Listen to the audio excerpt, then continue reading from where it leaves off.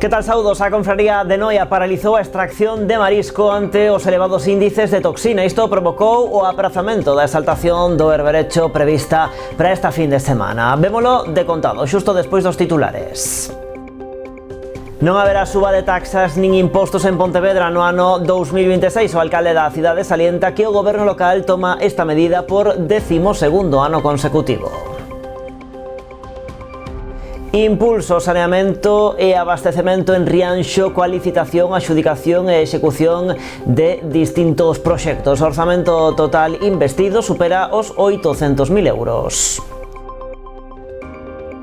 O CIN da Mancomunidade do Salnés estrea instalacións renovadas. O espazo foi obxecto dunha fonda reforma para adaptalo ás necesidades das súas usuarias. Conta agora cunha sala de conciliación e espazos axeitados nos que se gaña privacidade e confidencialidade. Seminarios da Universidade de Santiago en Ribeira. Serán 2 os cursos que se impartan ao longo deste cuadrimestre en Ribeira no programa do cuarto ciclo que a USC desenvolve no municipio dende o ano 2020. Os cursos dirixidos a maiores de 50 anos versarán sobre a creación audiovisual e os primeiros castelos de Galicia. E xa está en marcha o Ponte de Tapas, o certame de petiscos da hostalería de Pontevedra. Dende hoxe e ata o vindeiro día 23, 27 establecementos da cidade competirán para conquistar o público e o xurado coas súas propostas en convertelas na mellor tapa da cidade. Con todo isto comezamos, están vendo as novas do día en Canal Rías Baixas.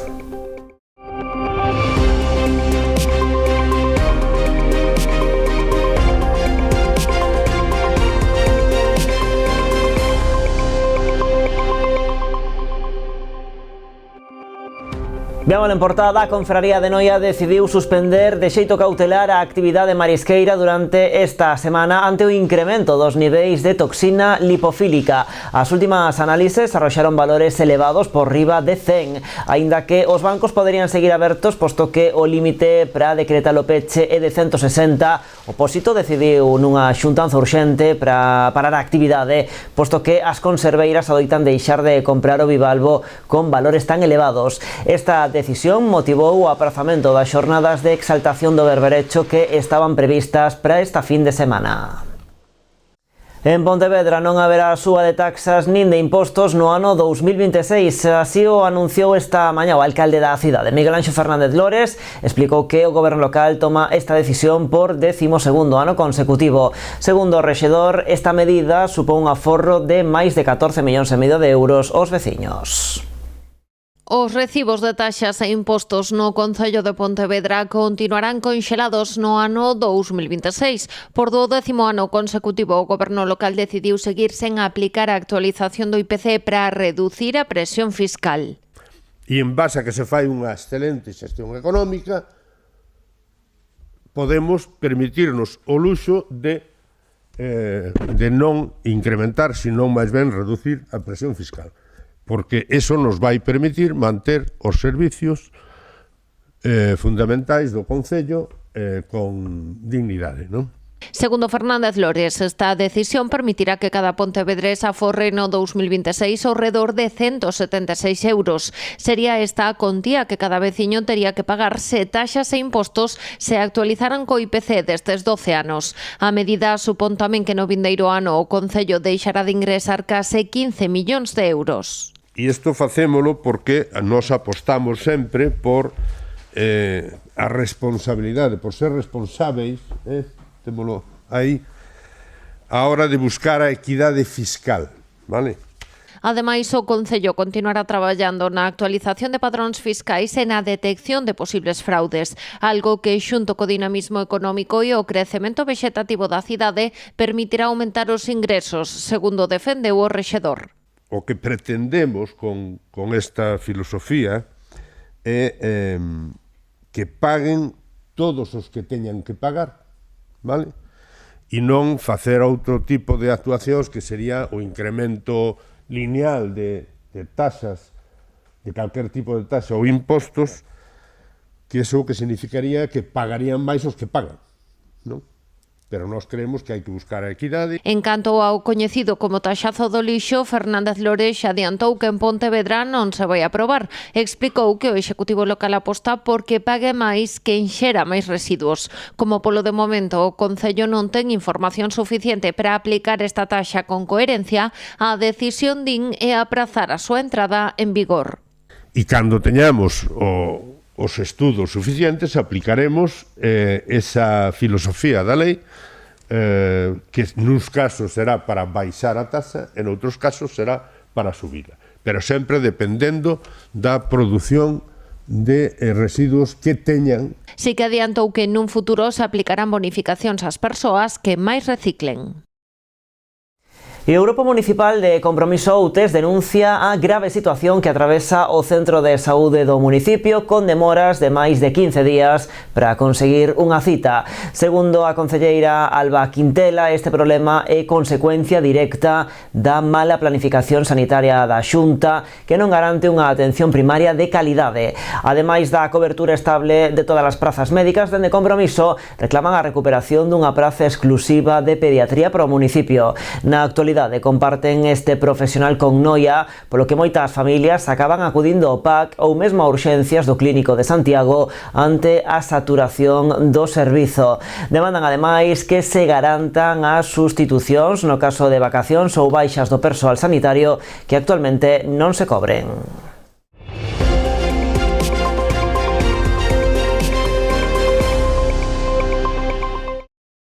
O Concello de Rianxo veu desenvolvendo nos últimos meses un intenso traballo administrativo que deu como resultado a licitación, a adxudicación e incluso a execución de distintas actuacións ao longo de todo o municipio. Trátase de obras, na súa maioría, en materia de saneamento e abastecemento de auga, cun orzamento total de preto de 800.000 euros. Unha das actuacións xa adxudicadas é a segunda fase do proxecto de ampliación da rede municipal de abastecemento de auga, así como a rede de saneamento, o núcleo de Vilas, na parroquia de Asados. O orzamento desta importante obra, que dará servizo a unhas 14 vivendas, ascende a preto de 195.000 euros. Adxudicamos recentemente a segunda fase das obras para a dotación de abastecemento e saneamento no núcleo de Vilas, en Asados. A previsión é que entre finais do ano e a comezos do ano próximo, do ano 26, estén xa en execución estas obras que veñen a completar unhas que fixemos hai uns meses, tamén co mesmo obxectivo, e permitirános dotar todo este núcleo destas dúas redes. O montante total da actuación ronda os 200.000 euros e finánsese con cargo ao pos da Diputación da Coruña. Hai uns días tamén adxudicaban o proxecto de ampliación das redes de abastecemento de auga e saneamento nos núcleos de Or e Meiquiz, na parroquia de Leiro, e vaise licitar en breve outra actuación para ampliar a rede de abastecemento de auga entre Corques e Outeiro, na parroquia de Taragoña.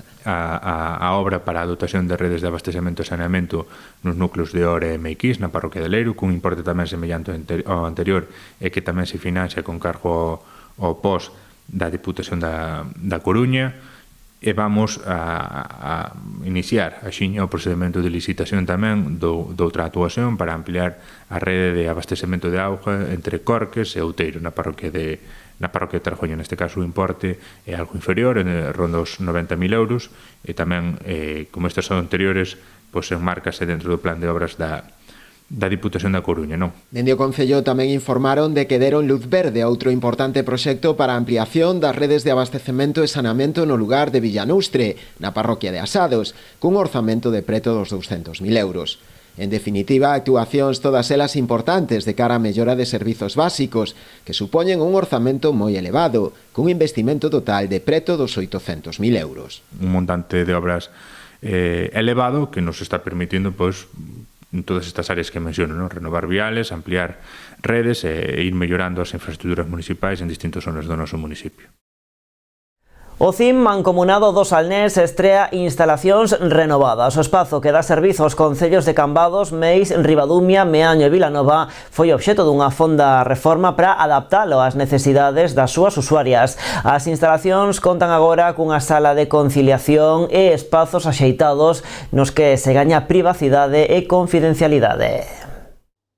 Esta é a nova imaxe que ofrece o CIM da Mancomunidade do Salnés. As instalacións foron obxecto dunha fonda reforma para adaptalas ás necesidades reais do servizo que aquí se presta, tendo en conta que en orixe non foron pensadas para coller un centro de información á muller. Foi un empeño incluso persoal e do equipo meu facer unha sala de conciliación para cando os nenos pequenos acuden coas nais teñan un espazo tranquilo. En xeral, en toda a infraestructura o que primaría sería a iluminación e a confidencialidade. Factores que se tiveron en conta a hora da renovación deste espazo para que as mulleres se sintan seguras cando acoden a este CIM, un centro que presta servizo a 5 municipios da Mancomunidade. É moi importante porque o CIM que o conformamos 5 concellos que son Vilanova, Cambados, Meaño, Meis e Ribadumia, e cada día hai que mellorar pois máis as instalacións e sobre todo esas comodidades e sobre todo neses momentos a veces máis complexos, non? Que se busca precisamente pois que as persoas sexan o máis acollidas posibles. O CIM do Salnés ten a súa sede en Cambados, nun edificio de titularidade municipal que o Concello cede de balde ao organismo comarcal. Estamos moi satisfeitos, moi contentos coa renovación das instalacións porque supón adecualas a súa funcionalidade e, polo tanto, é un paso importantísimo para que mellore o funcionamento tanto desde o punto de vista das traballadoras como desde o punto de vista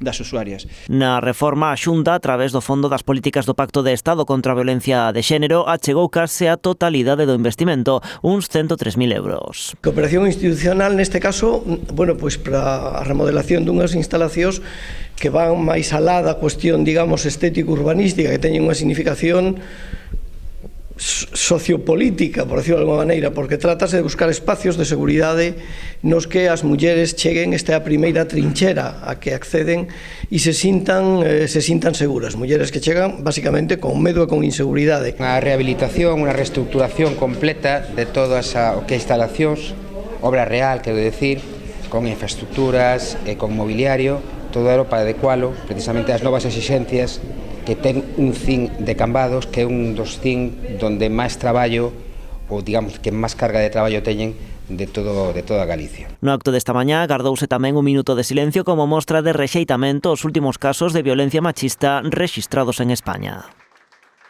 A Consellería do Medio Rural reforzará as actuacións en materia de incendios forestais para o 2026 cun investimento de máis de 75 millóns de euros, unha contía superior non 50% a destinada este ano. Esta mañá a conselleira estivo en Poio, onde se están a levar a cabo tarefas de limpeza de biomasa en franxas secundarias preto dun núcleo de vivendas na zona de Río Mouro Grande. María José Gómez detallou que o vindeiro ano duplicarase o investimento no marco do convenio de Medio Rural coa Federación Galega de Municipios e Provincias SEAGA, que pasa dos 12 millóns de euros actuais ata os 25 do ano que ven. Explicou que o novo convenio incluirá un incremento de parroquias priorizadas nas que os veciños poderán contratar a SEAGA para a limpeza das súas fincas. Axilizaranse as execucións subsidiarias máis urxentes nas zonas de maior risco de incendio, prestarase un maior apoio aos concellos de menos de 10.000 habitantes e impulsarase a creación de barreiras naturais nestas faixas coa plantación de frondosas, unha cuestión que xa se contemplaba no actual convenio e que se vai reforzar. No que vai de ano, en Galicia rexistráronse case 1.500 incendios que afectaron a unha superficie de 119.000 hectáreas. Unhas faixas secundarias de 50 metros, máis aló pois do borde do núcleo, que fan que esteña pois a aldea máis protexida pois no caso de incendios forestais. En relación pois á importancia de manter estas faixas limpas, pois recalcar non o presuposto para o ano 26 da Consellería de Medio Rural para ese convenio que firmamos ano tras ano dende o 18 pois entre SEAGA, a FEGAMP e a Consellería do Medio Rural. Se ven a demostrar que non se traballa só cando hai un problema, é dicir, que o que é a época do verán, que é a época de incendios, que é a que todo o mundo consideramos importante, pero creo que aquí sí está dando protagonismo ao que evita que haya males maiores no propio verán. É dicir, aquí estamos nun entorno onde se está facendo esa zona de franxas que tan importante é. A volta da publicidade falamos do Ponte de Tapas que hoxe arrancou na cidade de Pontevedra.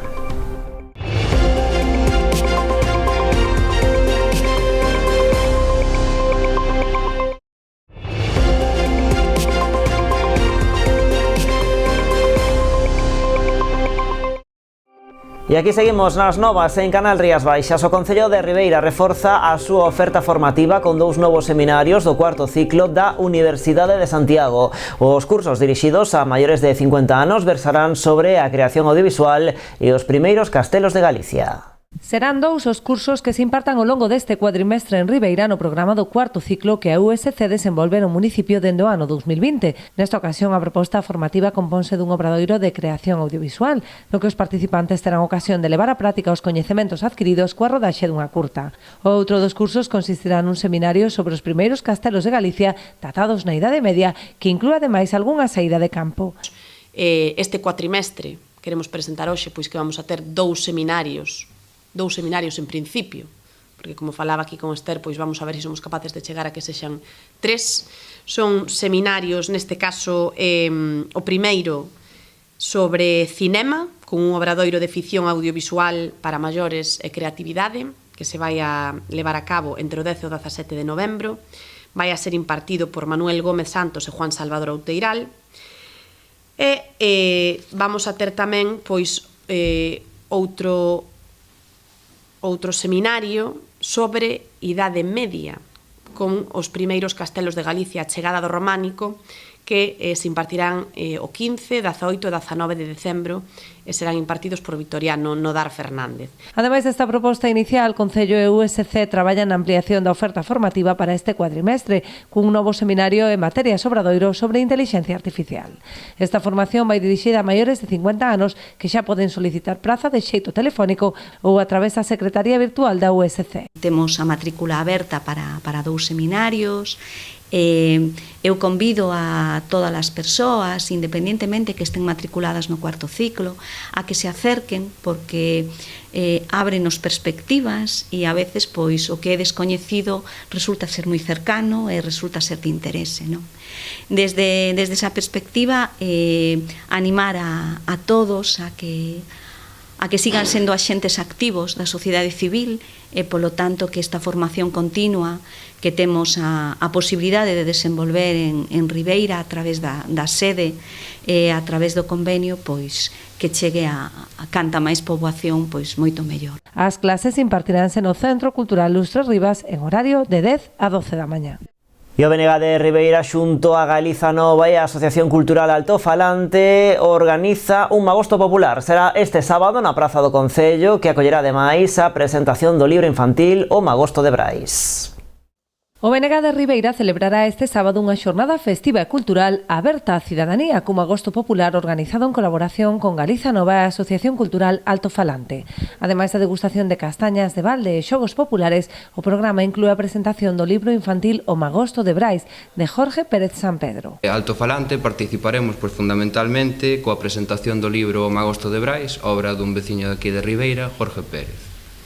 Este libro é un volume ilustrado fundamentalmente dirixido a un público infantil e pareceu-nos interesante facer a presentación desta obra dada a situación de emerxencia lingüística na que nos atopamos, onde darlle pulo a estas iniciativas populares feitas íntegramente en galego, que onde ademais ten como obxectivo darlle a coñecer aos máis pequenos da casa unha tradición popular galega como é o magosto, pareceu-nos acaído. A xornada proseguirá cunha queimada popular a cargo de Nandollón, amenizada por DJ Jalaico, e chegará a súa fin cunha foliada aberta. Vai haber un reparto de castañas asadas, unha elaboración dunha queimada e a animación musical por parte dun DJ Galaico e nada, ao final rematará cunha foliada que se anime a cantar ou a tocar algún instrumento e basicamente é no que vai consistir de 7:30 da tarde ás 11:30 da noite. Dende o BNG animan a veciñanza a participar neste encontro que busca poñer en valor unha tradición tan popular como o magosto como reivindicación da cultura e lingua galegas. En Galiza hai esa tradición popular que pode estar máis extendida nunhas localidades que noutras, por iso dende Ribeira queremos motivar a que se celebren eses magostos como espazos de convivio, de festa para toda a veciñanza e, por tanto, pois animar a veciñanza de Ribeira que este sábado pois poida degustar con nós unhas castañas, desfrutar dunha boa música e tamén poñendo en valor a nosa literatura en galego e, ademais, da man dun ribeirense como é Jorge Pérez, quen se animou a escribir en galego sobre unha tradición pois moi estendida no noso país.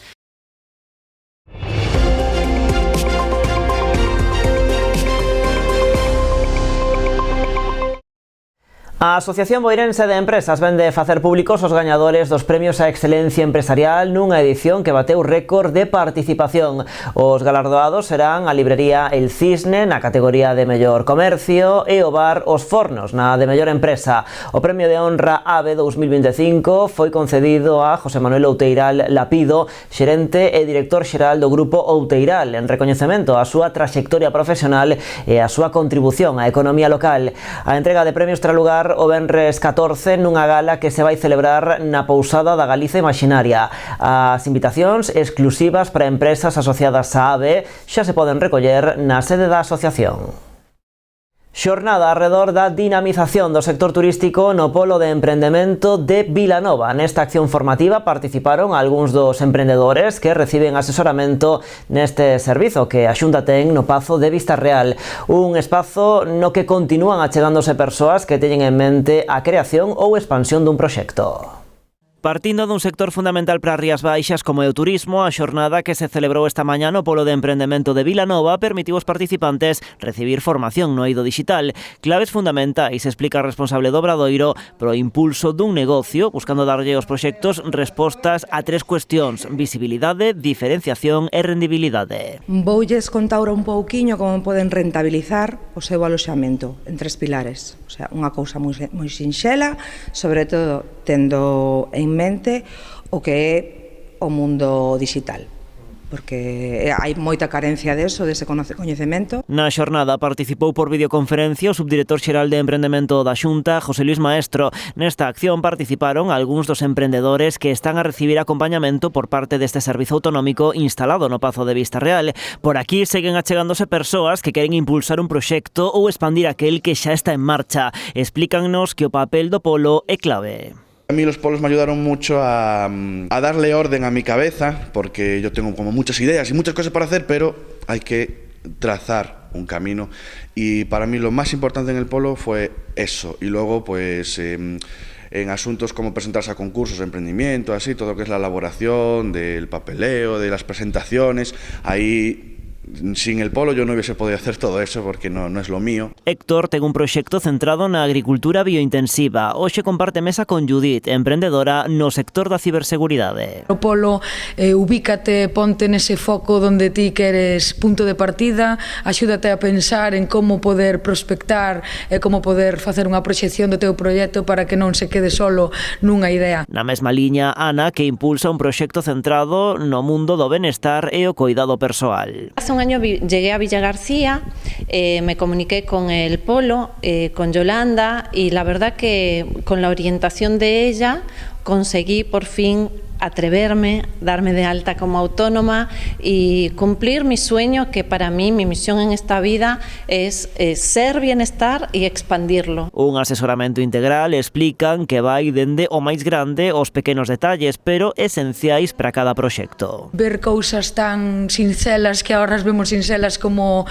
oye, publica en LinkedIn a ver que pasa, centrarnos en estás recibindo ou xa estás tendo clientes ou non, cousas tan fáciles como, oye, recibes clientes por que canal, e vamos a centrar unha campaña para poder facelo por aí, e vamos a seguir, e vamos a medir. Me animaron pues a recorrer otros lugares, ver qué estaban ofreciendo, qué diferencia había con lo mío, hacer pues algunos flyers, repartir y ver qué reacción había con la gente. Todo lo que organiza el polo, networkings, cursos, charlas, todo eso es siempre bebes como de muchas fuentes de conocimiento, el contacto con otros emprendedores, eso es fundamental. O de Vilanova é un dos 15 polos de emprendemento cos que conta a rede deseñada pola Xunta en toda Galicia. Tres novas empresas instalaránse no primeiro andar do mercado de abastos de Pontevedra neste mes de novembro. Farano grazas á posta en marcha do mercado de emprendemento, unha iniciativa enmarcada na estrategia Pontevedra Capital Gastro. O obxectivo que se persegue é a dinamización deste gastroespazo. Neste mes de novembro, o Gastroespazo de Pontevedra recibirá 3 novos inquilinos. As empresas Tea Garimo, especializada en tes e infusións, Gastrovisual, dedicada ao marketing audiovisual relacionado coa gastronomía, e Lua e Terra, con produtos cosméticos naturais para aloxamentos turísticos, ocuparán algúns dos espazos baleiros. Terán neste equipamento pois un espacio de testeo, un espacio de proba e un espacio para desenvolver o seu modelo de negocio. Estarán abertos de xoves a sábado en horario de mañá dende as 10 ata as 2. No caso de Tea Garimo, ademais de vender os seus produtos, tamén servirá estas bebidas. Gastrovisual, pola súa banda, montará un set de grabación. Van a facer grabacións de promoción do propio mercado e promoción dos chefs locais. Intentaremos facilitarlle persoas, materiales e referencias para termos que eles poidan desenvolver e amosar que o que fan para posibles clientes e non sacarlle rendabilidade de ter material audiovisual para promocionarnos en redes. Estas 3 empresas estarán presentes no mercado durante todo o mes de novembro. En decembro darán paso a outros tantos negocios. Unha rotación mensual no marco deste mercado do emprendemento que continuará ata o mes de abril. Sabedes que en decembro teremos outros 3, xaneiro, febreiro, marzo, abril, ata chegar ao finalización do PSTD. Estes 3 negocios aterran no mercado de abastos no marco do mercado do emprendemento, unha iniciativa para dinamizar este equipamento enmarcada na estrategia Pontevedra Capital Gastro. A idea é seguir continuando e dinamizando este mercado de abastos, seguir traballando con iniciativas que misturen diferentes disciplinas e que intenten convertir, como digo, o mercado de abastos no epicentro da cultura gastronómica da nosa cidade. Ademais, os días 14 e 15 de novembro, o primeiro andar do mercado converterase nun festival de magosto, co primeiro Pontevedra Gastrofest, con actividades de balde para todos os públicos. Haberá xogos tradicionais, obradoiros, castañadas, show cooking e mesmo un concurso de sobremesas con castañas. A iniciativa repetirase en febreiro e abril, con accións centradas nas citas gastronómicas propias de cada época. Xa está en marcha o Ponte de Tapas, o certame de petiscos da hostalería pontevedresa. Dende hoxe e ata o vindeiro día 23 de novembro, 27 establecementos da cidade competirán para conquistar o público e o xurado profesional coas súas propostas e convertelas na mellor tapa da cidade. Conoces novos locales e eu creo que é unha época que se fai ademais en temporada baixa e iso, bueno, pues estimula tamén o consumo, que é importante. E en Pontevedra temos, non quero meterme con Tui ni con Vigo, temos unha gastronomía excepcional e a xente, bueno, pues vai a disfrutar de unha variedade grandísima de tapas, se manteñen os precios do ano pasado, agás na semana que se van a baixar para estimular que a xente salga da casa tamén, non? Repetirán as categorías de anos anteriores, tapa tradicional con 16 propostas, tapa creativa con 12 e cócteles con 10. Como novidade, este ano as elaboracións terán un prezo variable, 3,50 euros de luns a xoves e 4 de venres a domingo na modalidade de tapa. Os cócteles custarán 6 euros. Ademais, volve o pasaporte Ponte de Tapas. As 10 primeiras persoas que logren selar o pasaporte e o entreguen na Oficina Municipal de Turismo antes do 6 de decembro levarán premio. O público tamén poderá optar a premios directos, 2 vales de 500 euros cada un para gastar nos locais participantes. Un sorteo realizarase entre os cupóns de papel depositados nas urnas e outro entre as votacións realizadas a través da aplicación oficial do Ponte de Tapas. Entre todos os cupóns de votación sortearase un pack de produtos premium de El Nogal. Por outra banda, Hijos de Rivera outorgará un premio a mellor maridaxe dunha tapa con caña de Estrella Galicia. O establecemento gañador recibirá o equivalente ao peso da persoa propietaria en produtos da marca e os clientes participarán nunha experiencia especial para 2 persoas en Mega, o Museo de Estrella Galicia. E así marchamos, máis en canalriasbaixas.com e tamén nas nosas redes sociais. Como sempre, graciñas por estaren aí.